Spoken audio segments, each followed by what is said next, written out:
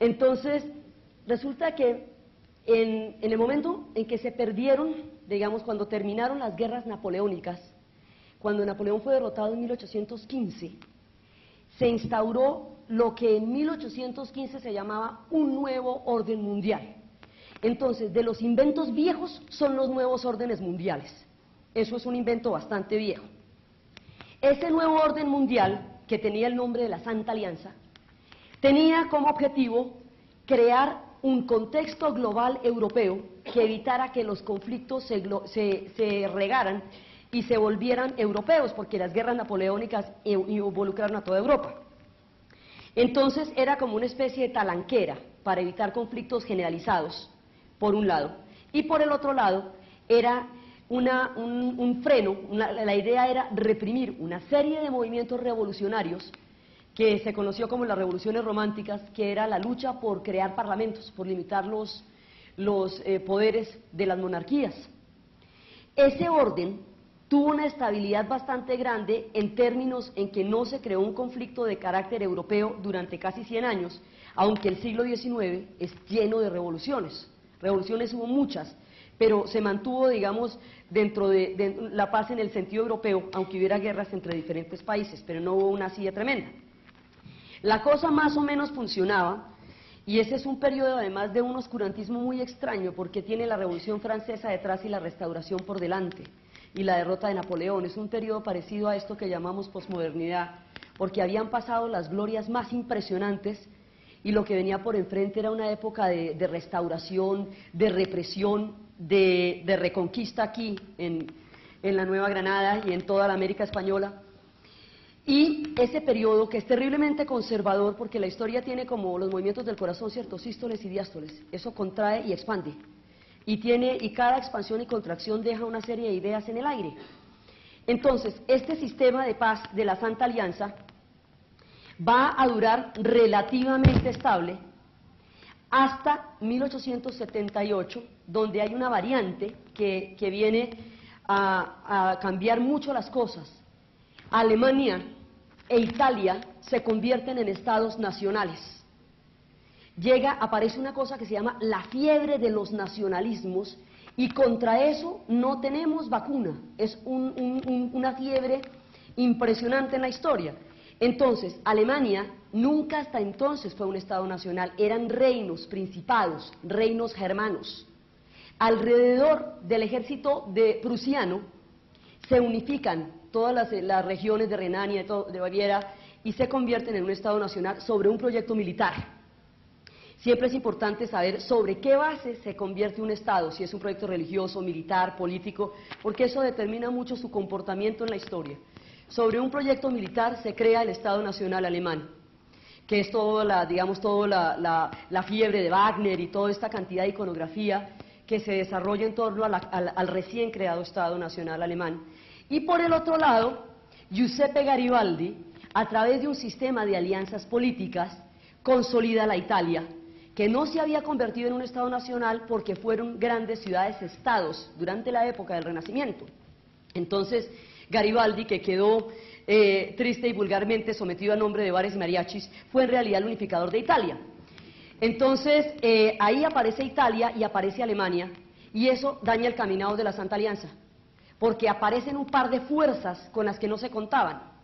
Entonces, para contrarrestar este hecho, se empiezan a realizar alianzas, un sistema de alianzas que consiste en que si uno de los países es atacado, los otros responden inmediatamente, como en las pandillas, lo que es con él es conmigo, ¿sí?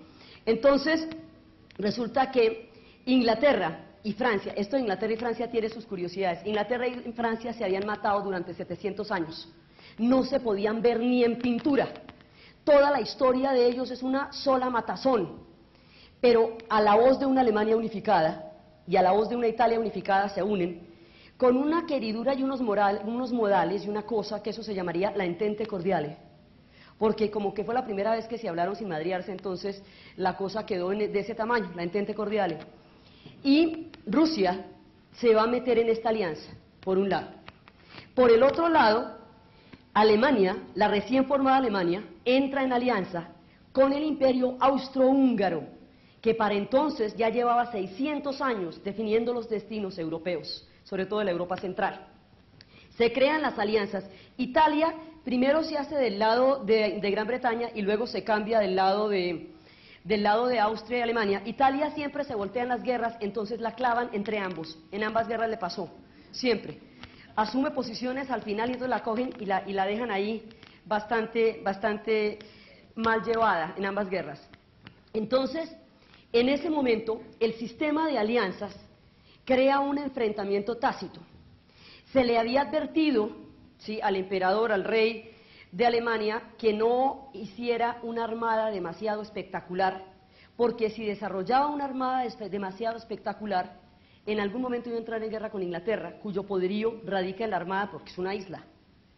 Sin embargo, el de vanidoso hizo la armada espectacular y efectivamente terminó encontrándose con Inglaterra en algún momento del asunto. Alemania se vuelve Estado nacional cuando el mundo colonial se ha repartido ya. En el siglo XIX se repartieron todo lo que no fue colonizado después de nosotros. Entonces, se repartieron Asia, se repartieron África, y lo de reparto de África fue una cosa como los tamales, así. Por eso es que los mapas del África son cuadrados, son geométricos, como no es la naturaleza. Porque lo repartieron con que yo necesito un valle. Bueno, usted no tiene valle, tome este valle para usted. Eso quedó repartido como un queso. Entonces, Alemania se vuelve un Estado nacional y va a pugnar por colonias en un mundo ya repartido. Entonces, por supuesto, se agarra codazos contra todos para tener territorios, y eso la va a llevar a guerras con España, en el Marruecos, en el Sahara, y con todo el mundo, porque pues va a llegar a los empujones a la cola cuando todo el mundo ya había llegado, ya había hecho cola desde hacía rato.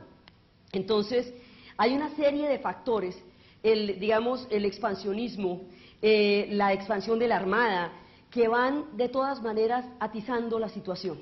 Entonces, el sistema geopolítico es el sistema de alianzas, que es el que de todas maneras llama a una confrontación, porque ¿contra quién se están aliando? Pues contra los otros de allá, ¿cierto?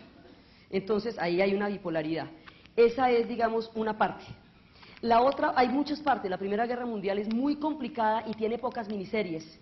Entonces, uno tiene que, como que explicarlo un poco más. Eso de un lado, eso lo dejamos aquí paradito. Por el otro lado, tenemos dos fuerzas que se encuentran. La fuerza del socialismo, que se ha venido gestando desde la mitad del siglo XIX, que es a partir del análisis que hace Marx de la revolución industrial y de digamos, del tipo de nueva esclavitud que eso produce sobre la gente. Entonces él dice, mire, el capitalismo es el único sistema conocido que produce un excedente. El excedente antes no existía, las sociedades no producían eso. Si ese excedente se reparte equitativamente, comen todos.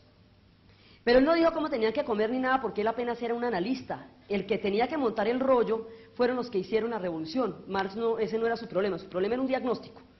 Entonces, viene toda una oleada que ha venido dándose, y el socialismo es internacionalista, porque agrupa a la gente por clases sociales y no por estados nacionales. Entonces, esa es una fuerza importantísima. Ya cuando va a estallar la guerra, ellos van a decir que no se metan a la guerra, porque esa es una guerra entre imperios, no es una guerra entre pueblos. Entonces dicen, mire, si usted es vaciado francés, vaciado belga y vaciado alemán, lo que es en últimas es vaciado.